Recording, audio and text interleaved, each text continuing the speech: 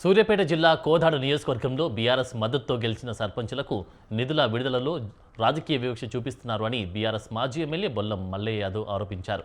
తక్షణమే నిధులు విడుదల చేయాలని సూర్యాపేట కలెక్టర్కు వినతి పత్రం అందించారు. బీఆర్ఎస్ మద్దతుతో గెలిచిన సర్పంచులకు చట్టబద్ధంగా రావాల్సిన నిధుల్లో జాప్యం చేస్తూ కావాలనే వివక్ష చూపుతున్నారని మండిపడ్డారు. గ్రామాల్లో చిన్న అత్యవసర పనిచేయడానికి కూడా పైసా నిధులు ఇవ్వకుండా సర్పంచుల చేతులు కట్టేశారన్నారు. కాంగ్రెస్ గెలిపించిన గ్రామాలకే నిధులు కేటాయిస్తామని చెప్పేసి నిర్భీతిగా మాట్లాడుతూ ఉన్నారు. అప్పుడు సర్పంచ్లుగా పనిచేసిన వాళ్ళు నిధులు జేబుల నుంచి ఖర్చు పెట్టి అభివృద్ధి పనులు చేస్తే కన్నో మార్చుకోలేదనే నెపంతో ఇంతవరకు వాళ్ళ నిధులు రిలీజ్ చేయట్లేదు. వాళ్ళ వెనక పనిచేసి ఎంపీ రికార్డు సబ్మిట్ అయిన వాళ్ళ నిధులు మంజూరు చేస్తూ ఉన్నారు, విడుదల చేస్తూ ఉన్నారు.